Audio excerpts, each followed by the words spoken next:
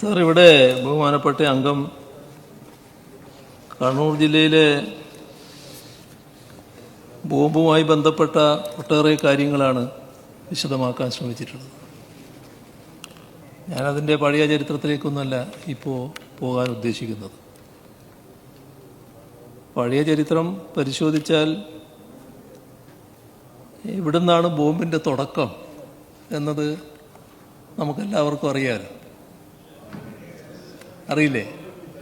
നിങ്ങൾക്കറിയില്ല, ഇപ്പോൾ പറയുന്ന ആൾക്കറിയില്ല, പക്ഷേ നേരത്തെ സംസാരിച്ച ആൾക്കറിയാം. അത് പന്തക്കപ്പാറയിൽ ഓർമ്മയില്ലേ? കുളങ്ങരയത്ത് രാഘവൻ. ഇനി ഞാൻ കൂടുതൽ പറയണം. കുളങ്ങരയത്ത് രാഘവൻ എന്ന് പറയുന്നത് അന്നത്തെ ആക്രമണത്തിൽ കൊല ചെയ്യപ്പെട്ടയാളാണ്. സാർ, അതൊരു ബീഡി തൊഴിലാളിയായിരുന്നു. ആ ബീഡി ബ്രാഞ്ചിൽ തൊഴിലെടുക്കുന്ന ഘട്ടത്തിലാണ് അന്ന് ഒരു സംഘം ആളുകൾ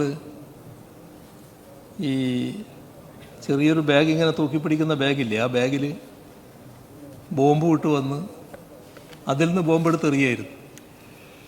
ബഹുമാനപ്പെട്ട അംഗത്തിന് അത് അറിയാതിരിക്കാൻ വഴിയില്ലായിരുന്നു. അവിടെ നിന്നാണല്ലോ തുടക്കം. അതേവരെ കണ്ണൂർ ജില്ലയിൽ ഈ ബോംബ് എന്ന് പറയുന്നത് എന്താണെന്ന് സാധാരണഗതിയിൽ ആൾക്കറിയില്ലായിരുന്നു. പിന്നീടത് ഒരു ഘട്ടത്തിലല്ലേ അതെവിടം വരെ എത്തി? അവസാനം DCC ഓഫീസിൽ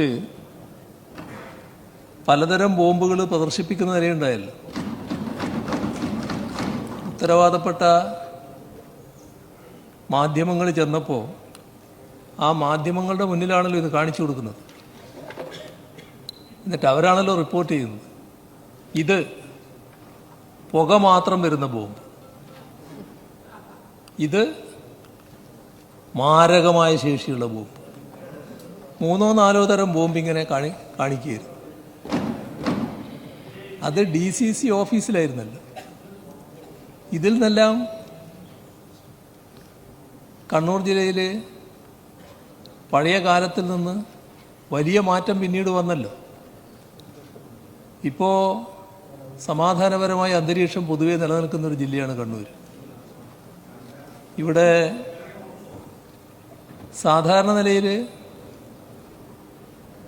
ഇത്തരമൊരു ബോംബ് നിർമ്മാണത്തിൻ്റേതായ ഒരു സാഹചര്യവും നിലനിൽക്കുന്നില്ല. അത്രയും സമാധാനപരമായ അന്തരീക്ഷം ഇപ്പം നമ്മുടെ നിലനിൽക്കുന്നുണ്ട്. നമ്മുടെ സമൂഹത്തിൽ ബോംബ് നിർമ്മിക്കുന്ന പ്രക്രിയ ഉണ്ടായിരിക്കുന്നു. അതിനോടൊരു തരത്തിലുള്ള വിട്ടുവീഴ്ച മനോഭാവവും സർക്കാർ കാണിക്കുന്നില്ല.